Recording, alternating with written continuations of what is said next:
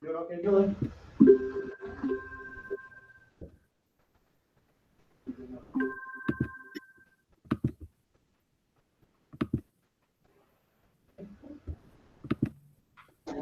That's why I'm here. I know. Hey, Mark. I couldn't be down.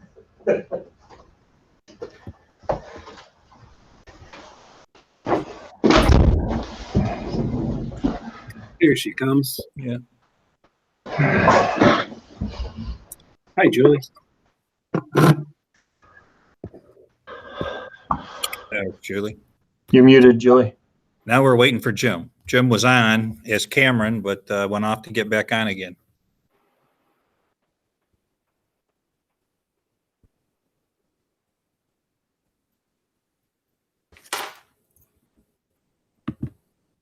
There's somebody that called in. Who is that? We have a guest on. Yeah. Yeah, there Jim is up. one guest here, and Okay. myself. Okay. I'm just asking his district clerk.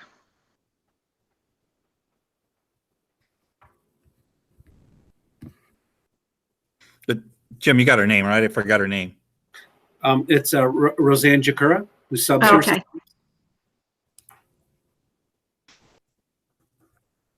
I remembered the Roseanne, but I couldn't remember the last name. Sorry, Roseanne.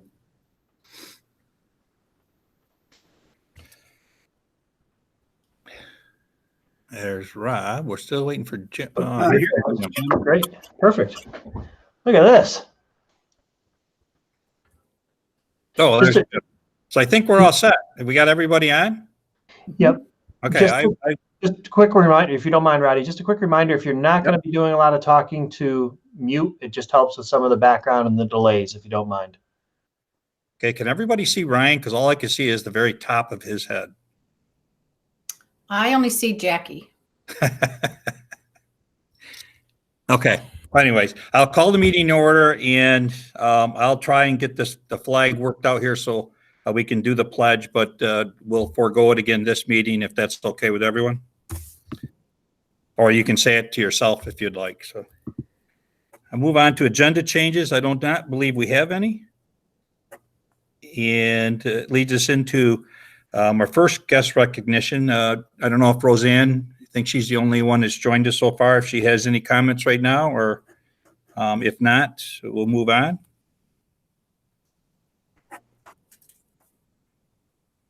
Okay. Moving on to items 4, 5, and 6. I'll take as one motion. If someone would like to make that. I move. Who's that, Beth? Beth. And do I have a second? If you're muted, raise your hand for the second. Julie? Julie or Bob? Julie. Julie seconded. Any questions or discussion on any of those items? Remember, if you want to talk, just click your mute button. If not, all those in favor, wave aye or say aye. Aye. Bob. Julie, Beth. Yeah, okay, Beth. Okay. Passed 5-0. Moving on to items for board discussion and or adoption.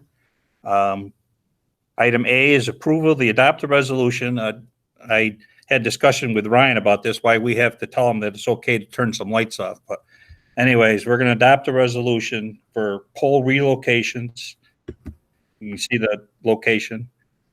It's the removal of 3 street lights and facilities. Poles controllers are located at the pole, and the removal of the street light facility, 18.1, 18.2, and 17.3. Do I have a motion to approve that resolution? Okay, who's making the motion? I'm looking, I don't see. I'll move. Jim? Oh, who said I move? I'll move. Yes. Jim Cole. Jim and Bob seconded. Any discussion or questions? Jim, your video. There you go. I heard somebody talk. I started to talk because it looked like Jim's video was frozen. I'm sorry. Okay. It looks like he's muted as I'm looking at him. Yeah, mine was There, he's off, on, off. Does anybody have any questions or any discussion? Or Ryan, do you want to say anything more about that? Yeah, the pole has some lighting on it, and National Grid is asking us to acknowledge that we are taking the lighting offline while the pole gets removed and the construction takes place. There will be lighting going back in there. It's just it needs to come offline so that the pole can be disconnected and moved. So, we don't, not hurting safety in any way, or we're putting up temporary lighting if we need to. Yes, we would be able to put up temporary lighting if we needed to. Okay.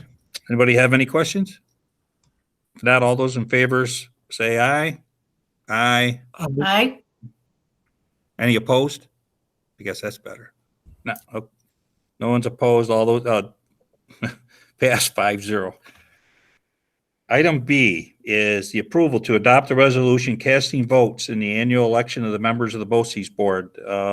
We had all of them are incumbents running. Do I have a motion to approve though? And Bob is not one of them, just so everyone knows. But I have a motion to approve. I'll make it. Beth? Beth, I have a second. Who seconded? Nobody? We think we lost Jim again, didn't we? Julie, Julie waved her Julie. hand. Okay, Julie seconded. Good. Any discussion or questions? Not all those in favor say aye. Aye. Opposed? Aye. Aye. Hey, Rodney, you got Pass. Can I come in for board members? If it's okay, if you're going to motion or second, if you could just hold your hand up for a minute or two. And Beth is giving a thumbs up along with her eye. And if you could hold that there for a second or two, it's just easier for Rodney and I to look around to get a survey of. You might have to rely on the hand signals just a little bit too, please. Hey, Jim, did you have something? Yeah, are you hearing me now? I was just frozen up, but I think it's better now. So I hear you now, okay. and I see you now too. Okay. I lost you there. Yeah, Because Cameron's back. Yeah. I don't know why I'm logged in as Cam, but call me Cam today. Okay, so did you hear we voted on the BOCES administrative? No, we voted on the BOCES board members. Did you get that? Yeah. Yes. Okay.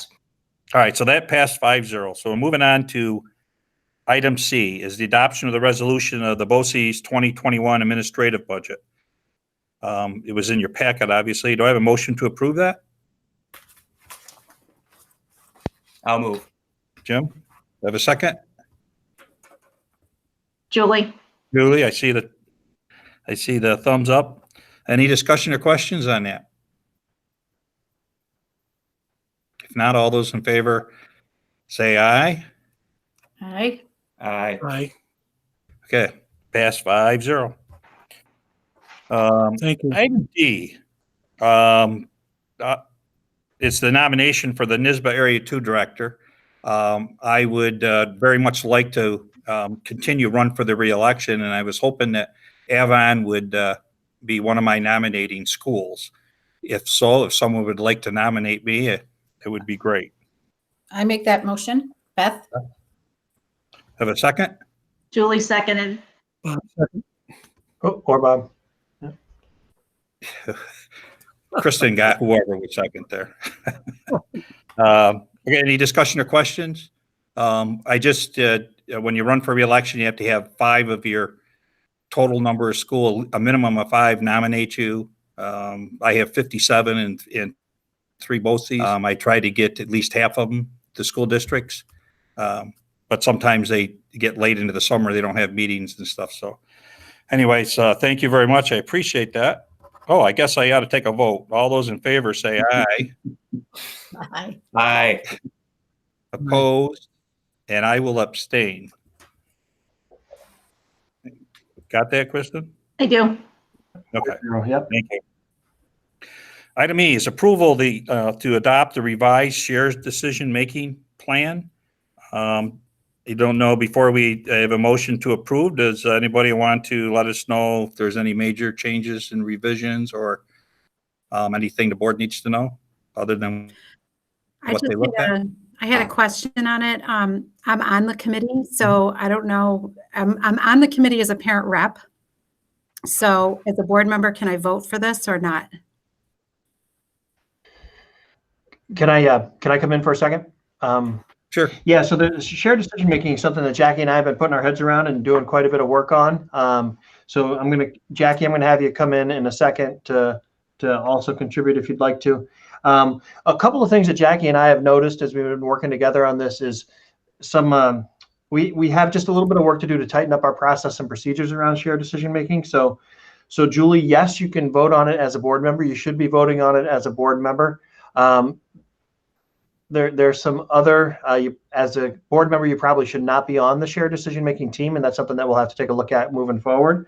But one of the things that we've been talking about is how to get some of the goals and plans in better alignment. If you remember, I'm going to show it a little bit later, but that picture that I used in one of my presentations about the arrows that are all in different places. So Jackie and I have been having some conversations along with the administrative team about trying to get the plans on a little bit of a tighter calendar. So by regulation, the shared decision-making plan is supposed to be posted in February. I'm not quite sure why that makes sense, but it's supposed to be posted by February. So what we'd like to do this time around is if there aren't any additional questions about the plan, finalize this plan to get it posted. But then we've been talking about working with Christina Eklund and coming back to the table and then revamp this plan again and have it in place for the start of the year so that we clearly would have it in place by February, but it makes most sense to have it in place at some point during the summer so a lot of the plans can be created that support the addition of moving the shared decision-making plan forward via the building team plans would be able to be in sync, if that makes sense. So the shared decision-making would be finalized and the buildings could do their planning based off of what the goals of the shared decision-making team came up with. So I started out strong there, but then I got a little bit jumbled. Jackie, do you want to add anything to what I've said? Sure. I think what has been beneficial in our conversations, Ryan, has been, looking at, shared decision-making through the lens of the SDM as we work also through the legacy planning, I think is a piece that you had raised also in our conversations, Ryan. And that idea that it should be the driving force through the SDM because of the SIT representation and the community and the parent representation to really look at, that being the lens that we work through. And you also included some thoughts around, for example, a social emotional learning commitment or committee, that's also tied because of the new, standards that came out, I think either last July or August around the mental health learning. And so I like the lens that you put on it because it felt like you captured something that's been rolling around in my head that I haven't been able to grab. And so I know Christina is excited about it. She was very, very helpful in getting, at least at this point, kind of getting the current document cleaned up a little bit from a font perspective and an organizational perspective, and then using that time over the summer to really kind of bring folks together to start looking through these lenses that Christina and I like to call our big rocks, that we're looking at, in the district. So I'm excited about it. I think it's a really great opportunity for our committee. Great. Thank you for your work with that, Jackie, you and Christina too, including some last minute edits that I was encouraging. Thanks. Sure. Does any of the board members have any questions before we entertain a motion? Nope. No, everyone good? Okay, I'll entertain a motion to approve the revised shared decision-making. I'll make it. Beth? Yep. Have a second? Bob? Here. I seen that thumb that time. Any further discussion? If not, all those in favor say aye. Aye. Aye. Aye. Aye. Opposed? All right. Julie, were you out? Did you say aye, Julie? She did. Okay. All right. Thank you. Okay. This passed 5-0 then. Item F is approval. The award the contract for the OTPT services was in your packet. I have a motion to approve it. I'll move. Jim. Jim and Julie. Any discussion or questions? Not all those in favor say aye. Aye. Aye. Aye. Aye. Opposed? Abstain? Passed 5-0. Okay, item G is the approval of award of the transportation contract. I don't know if you guys had an opportunity to read everything. It looks like Kristen and at least Jen and Ryan had gone through this. I guess there was a grading process and so on that I seen. As you see, we're changing who we had. It's not first student this time. So just wanted everyone to realize that I know that they've had this for what? At least a month and a half, and have gone through that. So, well, let's first take a motion to approve, and then we'll have some discussion if you guys have any questions. So I have a motion to approve the new contract. I'll make it. Beth? Bob, did you second? Bob seconded? All right, discussion or questions? Kristen, you want to give any kind of other information, or is everyone fine, or? I tried to give my recommendation in the memo, so if anybody has Right, any yeah. questions about that. Does the board have any questions or discussion? Same bus drivers. Go ahead, Julie. We'll still keep the same bus drivers. It's just the overarching company. Yes. Okay. So everything stays the same except for the management of it, like overlooking Becky and Dawn and the mechanic.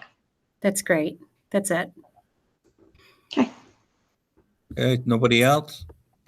I'll just. All right. All those in Second, I just want. I'm sorry. I thought you voted already. Oh, no.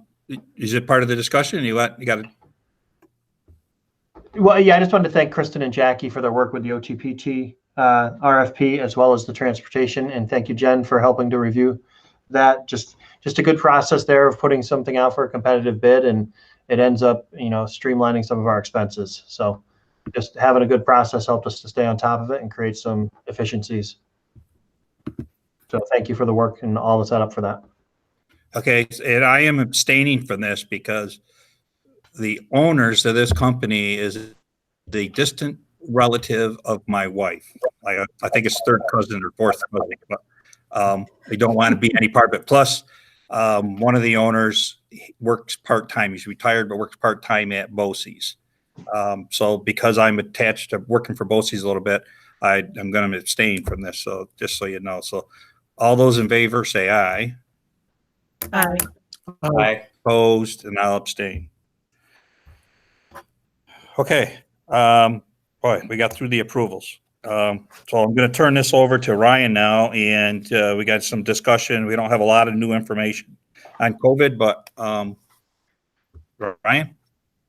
Yeah, the quick update is that we're being asked to update our continuity of learning plans, and the team we're already working on that.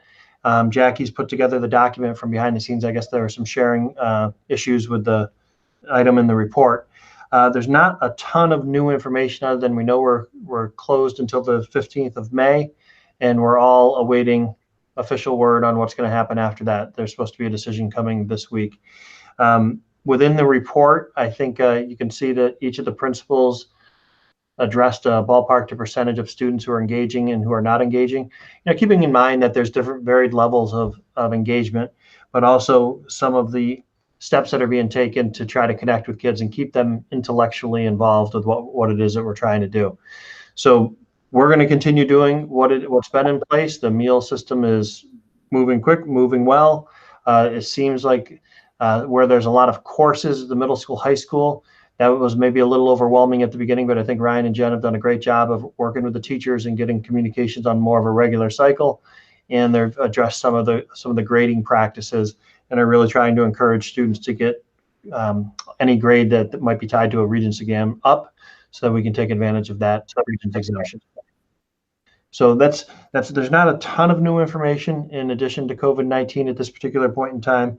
I can say that Mr. Wagner and I are starting to think about some year-end celebrations, like graduation and bash have really been on our minds, and we're starting to do some creative planning around that. Still not knowing exactly how far to go down the paths of those creative plans, because it could change with the governor's stroke of the pen. So we'll see where we're at. So that's what I wanted to share about the COVID-19 update. I think you saw that the New York State canceled that. That would be the last thing. Officially, New York State canceled the public high school playoffs for athletics this year. Last I knew, Section 5 has still not made an official decision yet on spring sports. Correct. I've heard that also. They haven't actually made the decision yet. So. And also, we don't have an update on when the governor is going to tell us we can have our budget vote and or our election of board members. Right, Ryan? Correct. Yeah. Correct. There was a big push that it might be June 9th, but if it was going to be June 9th, then the legal notice would have had to have been out on Friday of last week. So we're all awaiting some official word on that process. I did hear for the first time on a conference call that there was conversation about it possibly moving into July. That was the first time that I had heard that. That was on a Friday conference call. Yeah, I think Friday I heard the governor one of the reporters asked him where the elections were for all these, and he said he wasn't ready to do that yet. So I don't know what that meant. Maybe he was waiting or whatever. But I know there's been, if you guys have followed Pat Burke, his writings there, you heard talks about, that, and I think Gellivan had actually floated this too about if you stay below the cap, the board, the budget's just passed. That would be great if that was the case. We'd like to see that happen. And then they also talked about possibly those who are up for election just go another year cycle and then start it over again. But again, that's speculation. I know Pat had mentioned that, and you all should have gotten that email or read that text, right, Julie? Yes. Yep. Yeah. Yep. Pat's been on it. Yeah. Okay. We're not letting Ryan off the hook yet. He's got a couple more, but he's going to go into budget. Yep. So I'm going to combine the next two, if you don't mind, budget and capital. I've got a little bit of a presentation, so I'm going to share my screen. Takes me just a second to do this. If you could bear with me.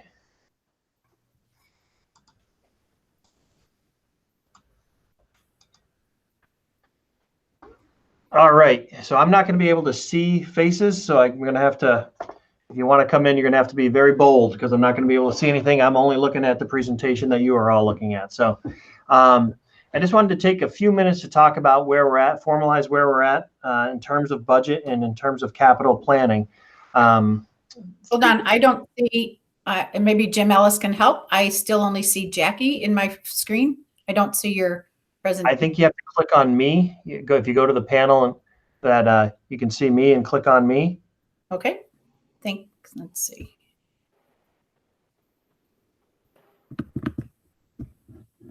Beth, or you can click on your grid view. I got it. Okay. I can see everybody. So if you got a question for Ryan, if you want to raise your hand, we can stop them and you can ask your question. So great. Thanks, Rodney. So I'll listen for you to chime in. Okay. Yep. And of course, I need to, whenever I do school budget numbers, I invite Kristen to come in and let me know that if I'm misspeaking at all.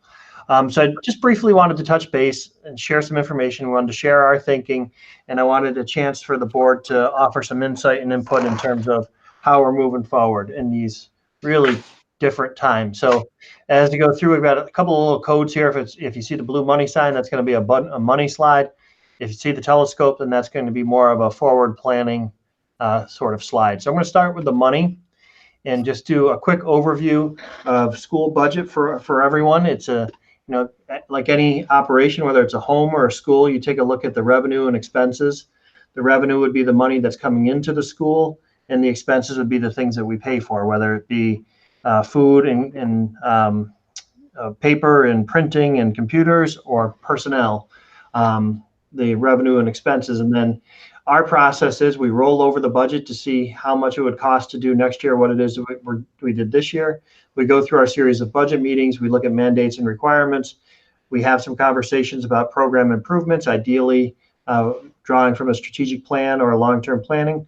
And then we prioritize because inevitably we want to do more than we can afford to do. I think that's pretty universal for most people at this point.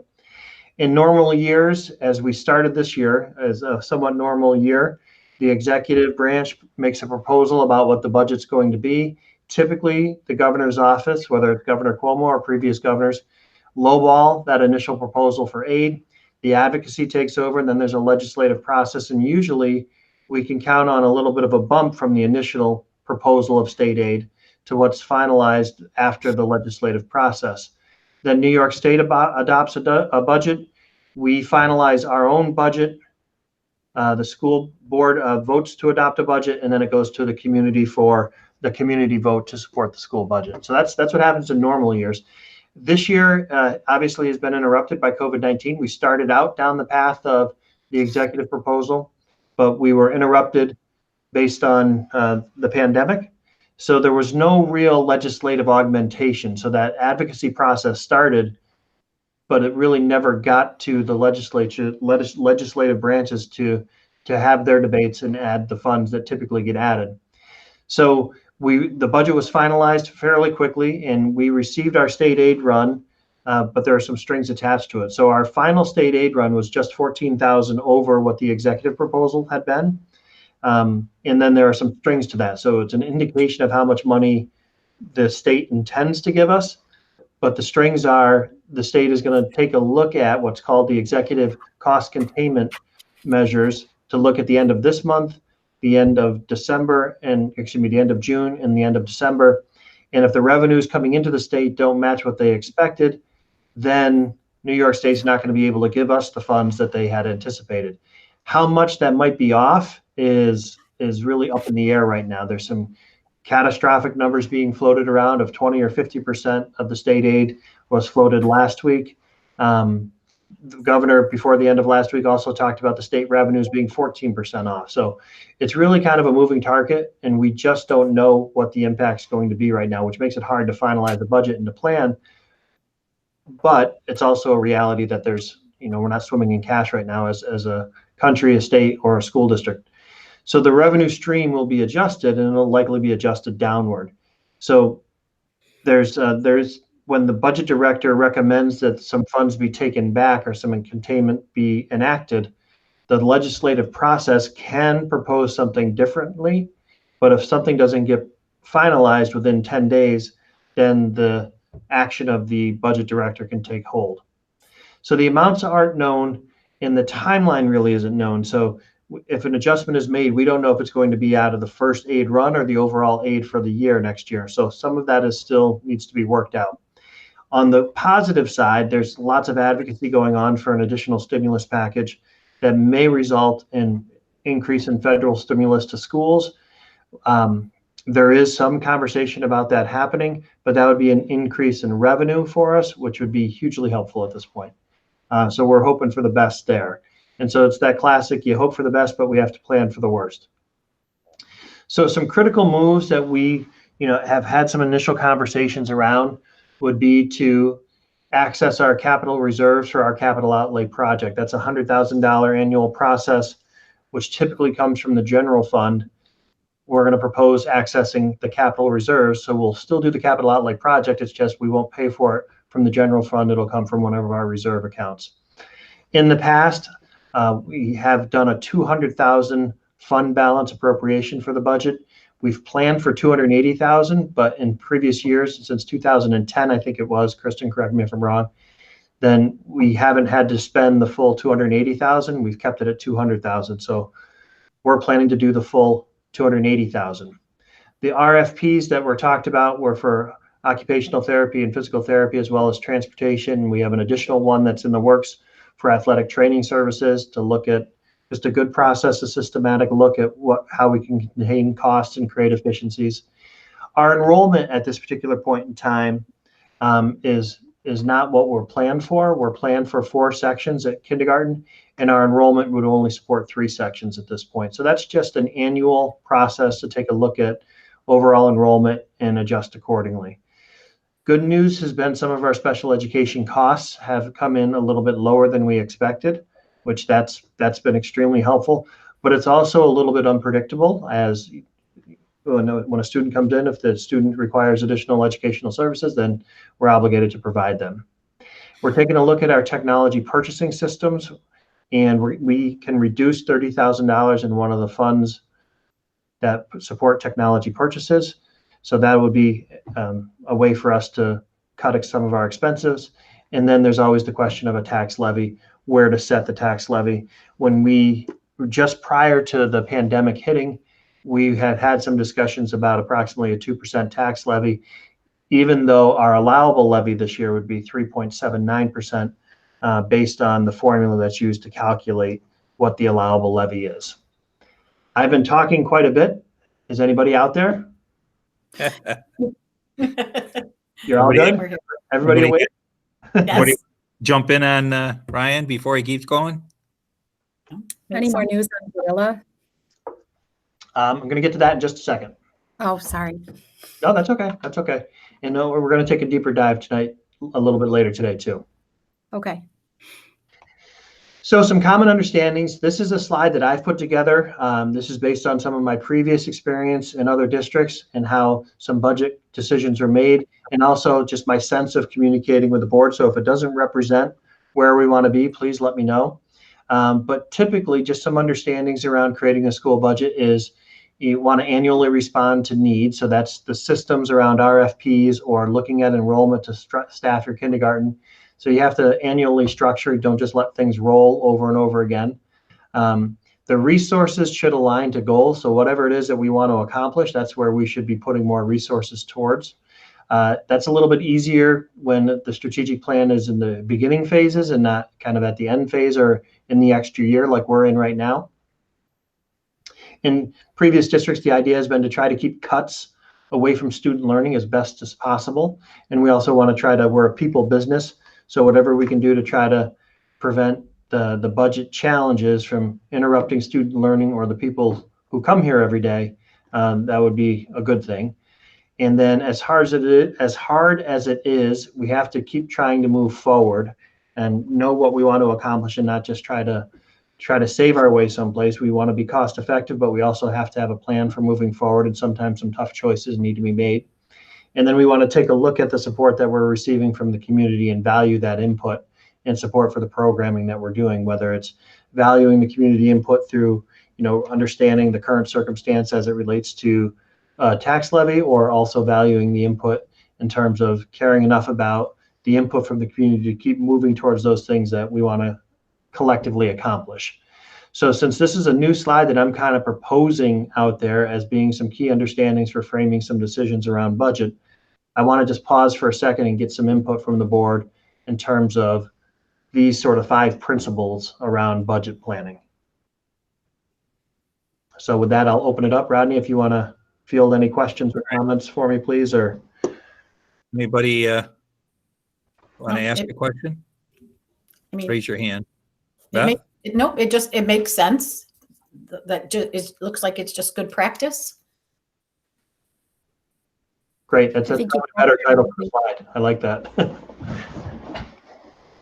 Anybody else? Rodney, that's not much different than we do every year. Kind of like what we do every year. Yep. But That's right. we never put it in bullets. I don't know. I think that's a good slide to hang on to for your community presentation.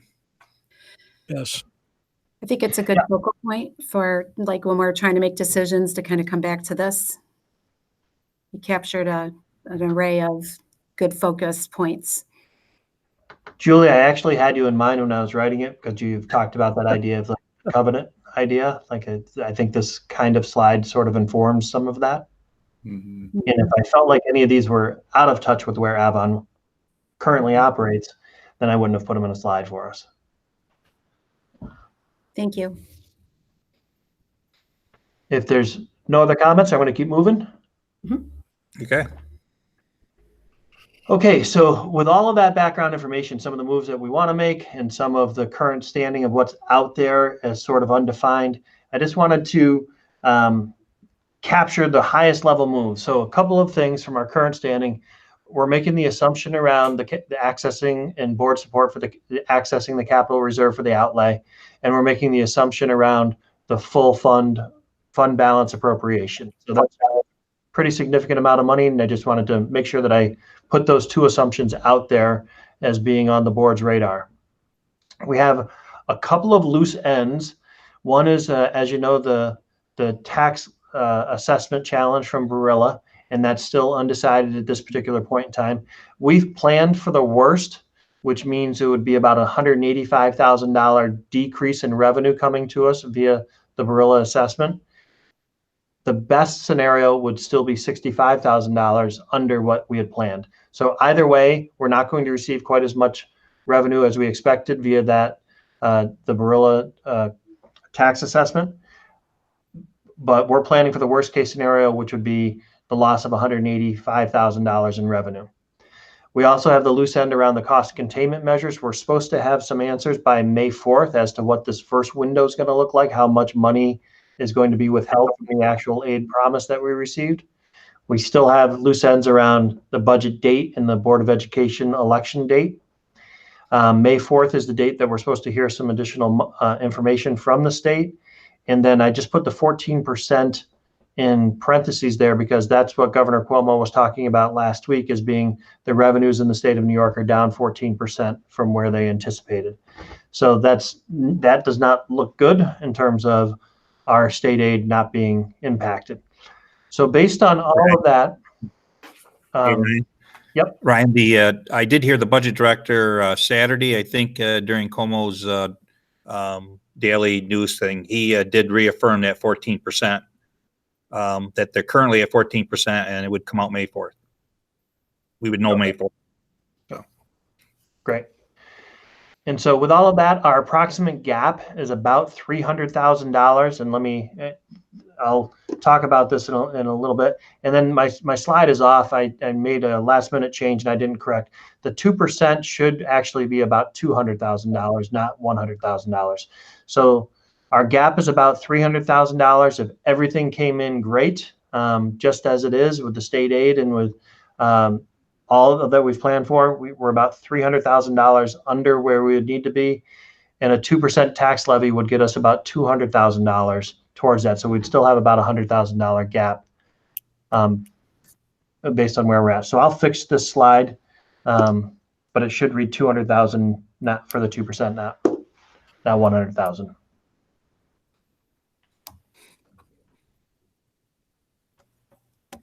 So that's what I have for the budget. I'm going to move into some of the longer term planning and connect it to in just a second. But are there any questions that I can answer for you in terms of the budget snapshot? I don't see anybody raising their hand. No. Okay, so if you come back here, the understanding the understandings is trying to keep resources aligned to goals. That's where I want to go next because this is the process that also got interrupted. Avon was into the legacy planning project when we started, and that's a process that was ideally looking at some long-term planning for facilities and instructional programming, and something that was interrupted when Dr. Johnson departed. So some of the work that had happened is there had been a survey of the community, there had been a community summit, there was a survey of faculty, staff, and students. Some of that data was worked with on a conference day in planning, and then Dr. Johnson took a position elsewhere, so his departure created an interruption. And then there were a couple of superintendent searches that also delayed the time period from when the work had started to where we are now. So when I started doing my entry plan interviews. And one of the things that was highlighted early on for me was the idea for a communication audit in terms of how do we take better advantage of social media and getting messages out there. I read through the legacy documents as part of my entry. And then also after I was here, I started doing my entry plan interviews. I learned that Pembroke had worked with the Educational Legacy Planning Project. So I spoke with Matt Calderon. I also, just by looking through the documents that I had, I recognized the name of someone who I'd heard speak at the Skodak School District, which is Maple Hill High School. For the connection, Maple Hill apparently is who we beat in the state finals in basketball. So a school that's pretty similar to ours. When we went to NYSBA, we actually had a chance that we had quite a bit of a chunk of time on one of the days. And so we had a quick little field trip where 4 of us were able to go out and visit Skodak, and the superintendent was very generous with his time and showed us around their district and what was the result of working through the legacy planning project. I called and I spoke with Dr. Johnson. I also noticed that Saratoga School District is working through the process, and I have 2 friends and colleagues who work at Saratoga, so I reached out to them to get their take. And then within the last couple of weeks, I had a chance to have a conversation with Robert Hendricks and reviewed the data. We went back to look at the data, and we worked through a couple of protocols with the leadership team and looking at the data. So fairly, there's still more to learn, but a fairly, I think, comprehensive process and trying to get a sense of where we're at and what we're doing. So one of the findings that came out is that there's some discomfort with the data. And that discomfort comes from a couple of different factors, I think. From Robert Hendrick, there's discomfort with the data in terms of he's feeling like it's becoming old data now. There was an original plan for a quick interruption with a new superintendent coming on board and then moving the process forward. Having to go through 2 different searches and now a pandemic just feels like the climate has changed too much. So he would be concerned with building too much solely off of the data that he collected. So that was his take on it. When we worked through the protocols of the data, we noticed some numbers in terms of how many parents, how many students were represented in the data, and we wondered if the data was representative enough to really be a solid foundation for moving forward. I think I also put the representative here because I don't think I'm surprising anyone if I just said that there was a little bit of distrust with the consultant. So, is there a feeling that he was representative of genuinely collecting data? I'm not questioning him at all. I'm just reporting some information that came my way. So I just thought I would put that out there as something that I think would be a real factor in terms of trust moving forward.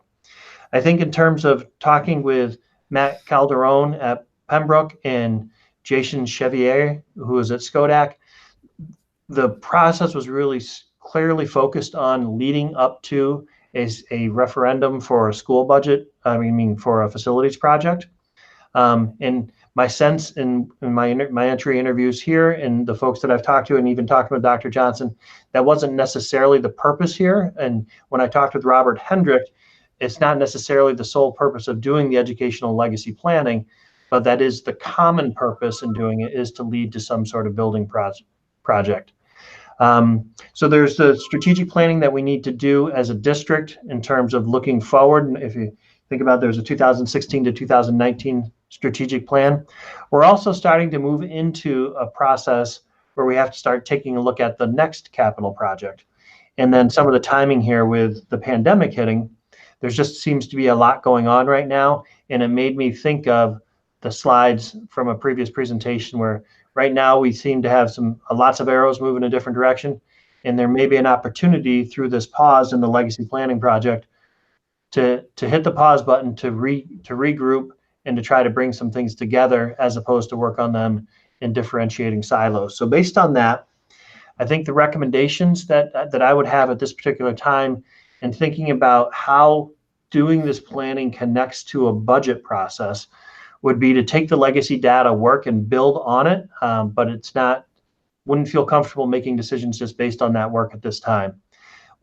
Over the next couple of months, add to that data by working through the entry data that I'm starting to accumulate. I've done over 65 entry interviews at this particular time.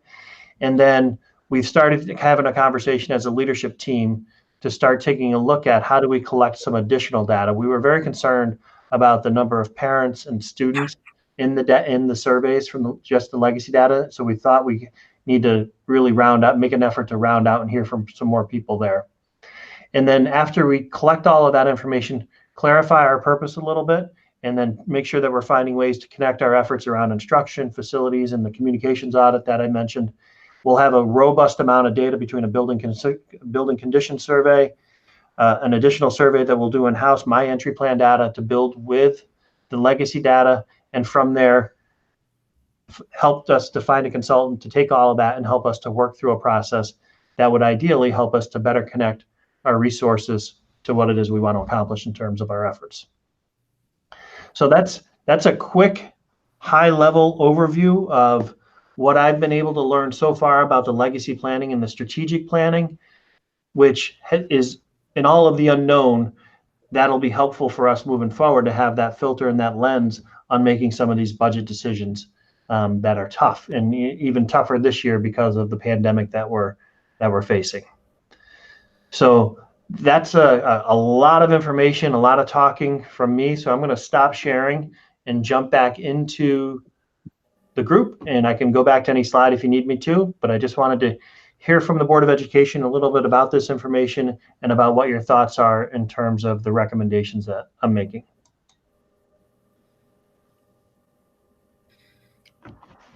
Okay. Well, I think Oops. this is Go ahead, a good Matt. time to, And I go to Bob. this is a good time to review it. This kind of information needs to be fluid so that we can, continually update our stuff. So, I mean, to me, that's just natural anyways, for me. That's good planning. I wanted Beth, to, I appreciate how you were able to, in your 3.5 months, impressively understand what has happened so far, and then put in an organized fashion a structure and recommendations of a plan. It makes sense to me. I appreciate what Robert Hendricks has said in terms of the data, and you yourself having collected so much data in your entry interviews. It makes a lot of sense to me, and it's amazing the amount of documents and conversations that you've had in a short period of time, and been able to compact that and share that with us. So thank you for all of that. Julie? I'm chomping at the bit. I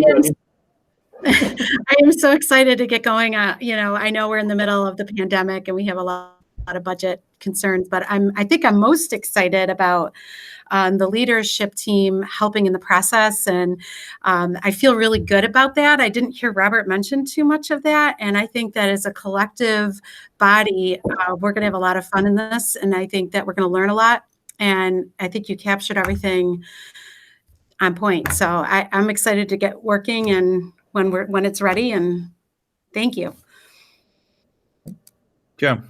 Yeah, I echo the same sentiments. It's nice to actually start thinking about it again. I know that we talked about it early on and really didn't want to lose all the efforts that were put in so far. And while we still don't know exactly what the plan is moving forward, I like how you have some guiding principles there. And I like the idea of the using as much updated data as possible, because that's a legit point with the time factor. If you take a step back and think of how much time has passed and what has happened since all those past surveys and information was gathered. But that being said, I'd like to see what could be salvaged from that old data too. I'm sure there's still that information isn't just gone, and I think we'll find there could be meaning in that old data as well. But yeah, I like the idea of tying it into what we're doing moving forward and kind of guiding our decision making. And I'm excited that we're bringing it back to at least see this through. We'll have to see where this goes and make sure we get positive outcomes. Okay. I'd like to add one thing though, Rod. Yep.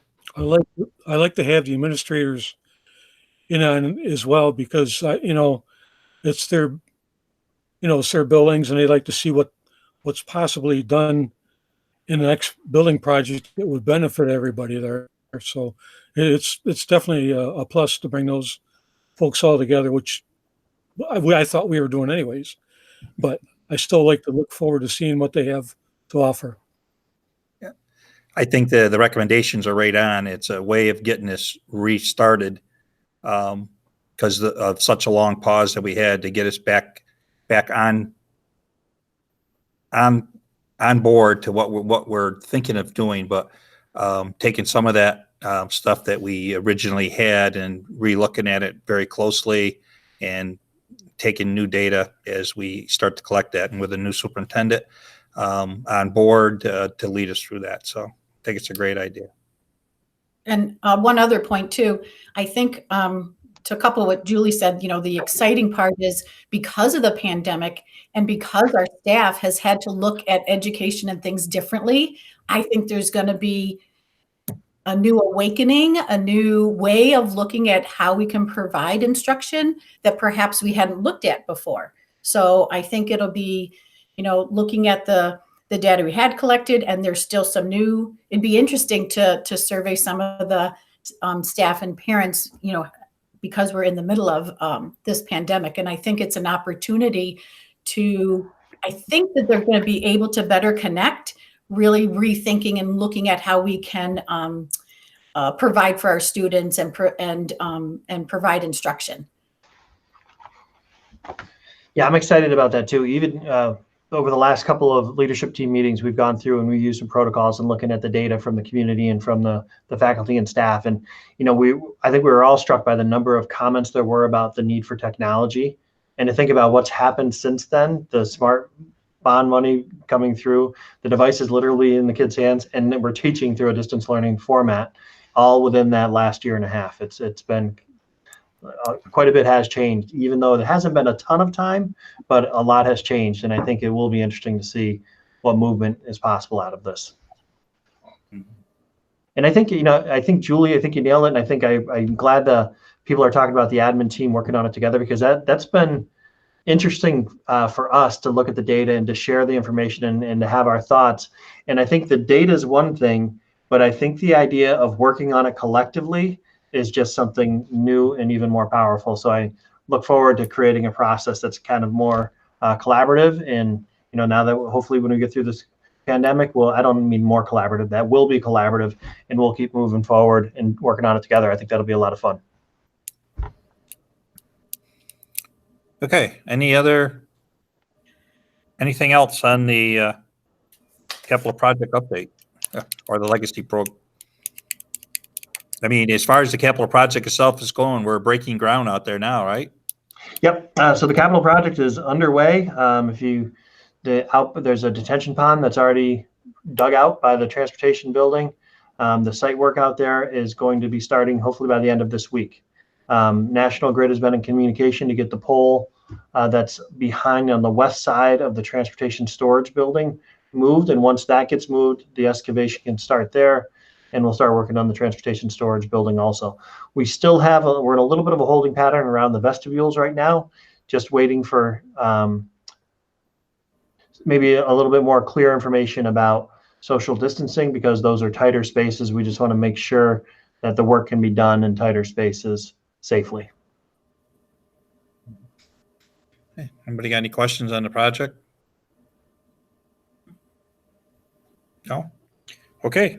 Moving on to reports. President's report. I don't have anything really new. It just, NISBA's doing an awful lot of work, obviously remotely, but they have been sending out quite a bit of updates and keeping us posted as much as possible what's going on. So that I know that I get a phone call as a board president. I get a phone call from one of the reps that I think Ryan's probably getting a phone call too. They reach out to the superintendents and the board presidents, sometimes monthly. Maybe they're calling me more. I don't know. Maybe because I'm one of the directors, but I get a phone call just to ask us how we're doing, how the districts are doing, and they're calling all the districts, all over the state, just checking in to see if they can do anything for us at all. So, okay.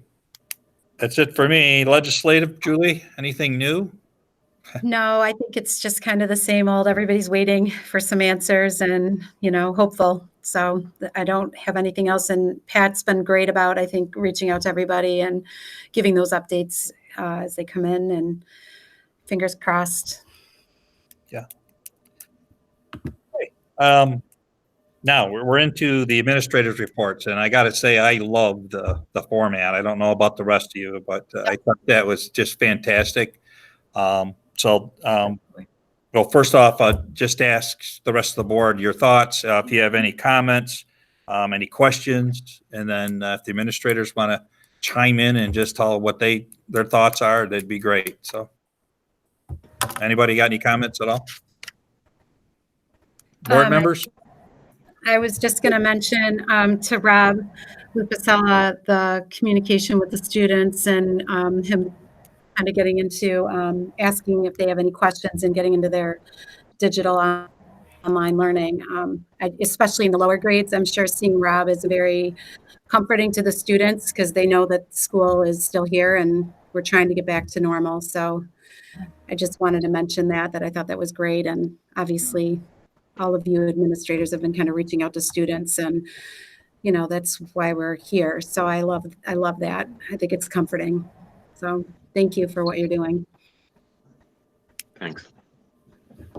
I had a comment too. Just you noticed that we talked about it briefly at the last meeting about the whole idea of attendance, like online attendance, and I did notice that theme throughout all the reports was that you guys are really paying close attention to the level of engagement and trying to reach out to those that small percentage who is not connecting for whatever reason. But you definitely appreciate the efforts that we're really trying to reach all of our students, and really for those that aren't engaged yet, just to try to maximize as much learning as possible in this new time. But yeah, definitely appreciate that theme going through all the reports. Agreed. Any other board members? Any administrators got any comments? Oh, good. There's one thing I'd like to say. Oh, go ahead. Sorry. Go ahead, Bob. Sorry. Bob, I know the circumstances are very difficult. go ahead, Bob. Something about being difficult, I didn't quite catch you. Okay. I just want to thank everybody, for the work they're doing, because this is extremely difficult. I've never seen anything this bad since I've been on board. And I just want to thank everybody for what they're doing. And it's very encouraging to see this going on. I love it, especially with the computer stuff. I love that. Thank you. Hey, Julie, did you have something more you want to say? I was just going to mention the seniors and Ryan Wagner and Ryan Pichetti kind of reaching out to the seniors, because I'm sure that there's a lot of stress and there's some creativity, I think, taking place within that. I've noticed signs around town, and I think that, working on ideas of how we can graduate seniors probably gives them a sense of closure that it could exist. We'll see what happens, but I like the hope. I like that you're kind of reaching out to those seniors, checking in with them. So thank you. Yeah, that was okay, Ryan. I know. That was fun talking to the seniors. It was good to connect with them. There's a lot of energy towards, just a lot of energy towards connecting with staff. I'm really proud of our staff, or our students, excuse me. I'm proud of our staff and how they've worked really hard to stay connected to their kids, and it's really a full team effort. But a lot of energy is going toward the senior events. We're working on Decision Day and celebrating Decision Day. We're working on more creative ways to recapture some of the senior events that they're going to miss. So a lot of great ideas, a lot of things that I'm pretty confident that we're going to be able to pull off. And like I said, advisors, staff, students, the BASH committee, we're all kind of working in collaboration to try to make some good things happen. Some experiences that the seniors can remember given the situation. So, but on another note, it's really good to see everybody. It's been a while. So let me just say that. Ditto. I want to thank Mr. Wagner for organizing those focus groups. He did all the Lions work on it. I just pop in and talk a little bit, but he did all the organization around it. And I do appreciate everyone being in the meeting too. That was one of the themes from the students, is they are staying connected with their closest friends typically, but they miss the kids they see in the hall or the kids that might be in their classes. So that was a part of wanting everyone to come to this meeting too, that we are in it together. So if nothing else, we see one another's faces. Mm-hmm. Okay, anybody else? Kristen, anything new? Anything else in your report, or Ryan, superintendent's report?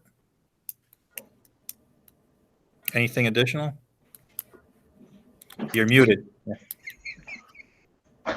That's us. I know why Ryan's laughing. I did put in the report about the Kraft donating their turkey and cheese Lunchables, and thought that was great. That much appreciated. I don't know if Barb can accept that because of some of the nutritional guidelines that we're stuck by, but the backpack program was very excited. Rob and Bailey Reed are coordinating that, and we're just happy that we could do something and really appreciate a local company donating like that. Sure. It would be nice to send them a letter on behalf of the board or the superintendent thanking them for that. So, Ryan, do you have anything additional? No, the only quick additional is under Student Connections. Maya and Jim Ellis have helped me to reconnect with the Superintendent's Advisory Council that did take place in the morning at like a 7 or 7:15 o'clock in the morning. And I'm meeting with them tomorrow at noon. We just put out an email through the student councils to reconnect, and I've got about 14 students coming to a meet tomorrow, and that I'm excited about. Yeah. Good. Okay, if no one else got anything, I'm going to go round table. So Julie? I don't have anything. Thank you. Beth? I'm good, thank you. Jim? I'm good also. All right, Bob? I just want to thank everybody again. Really, it means a lot to me, and of course the board as well. But the kids are our customers, and we're doing a good job trying to get them going here. So thank you all. Thanks, Bob. Well said. Okay, future Board of Education meeting. It looks like at least 511 will be doing what we're doing now. Again, we do have the space. If somebody wants to come in, we could separate ourselves. I know Julie's down the hallway here, but if you have internet issues or something, we certainly have 6-foot spaces or whatever. But where we're at, it's working out fine too. So at least on 511, on 515, parts of the New York State's going to open up for what they're calling phase 1, but I do not or hear that school is involved in that whatsoever. But it may be promising. We'll see. And 527, that's just before. Yeah. 527. I'm trying to think. Is that Memorial Day weekend? Yes. Oh, whatever. So that leads us into our last guest recognition. I don't know if anybody else other than Roseanne is on. Has any comments? Jim, can you tell?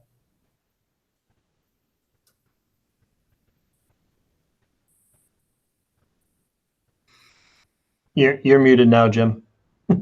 Yeah, you're muted, Jim. I don't know if you said anything.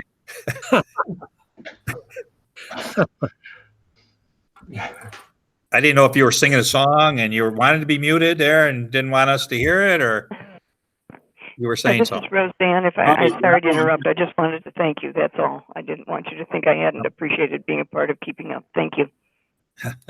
All right. Thank you for joining us, Roseanne. Mm-hmm. Jim, did you have a comment? I did not. No, thank you. Okay, we do need to have an executive session. So, and Jim Ellis is going to help us here, but you're going to log out of where you're at now, and then log Take care, into everybody. Thank you. Thanks, Rob. Thanks, Rob.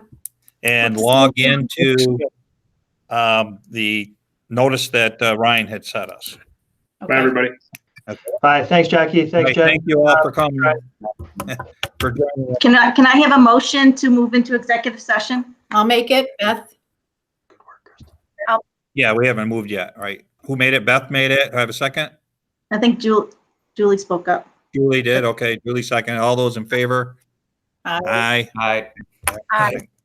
Okay, we're going to executive session now. Okay. Let's hope we all come back. And Kristen, you're staying with us. Yeah, Okay. be right back in.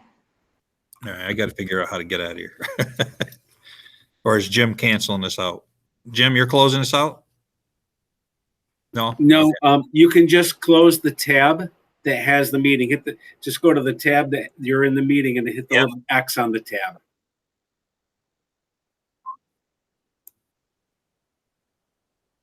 So Bob, you're still with me.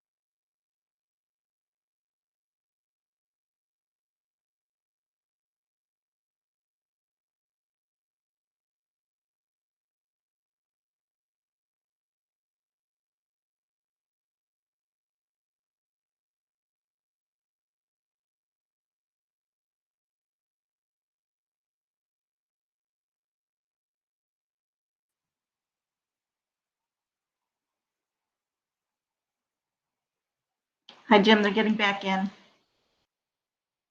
You're still on mute. Really? No kidding. So this should only be for a second as soon as they're all back in. Okay. Beth made the motion, Bob seconded. So we're up to the vote. Okay, I tried to chime in right before everybody left. yeah.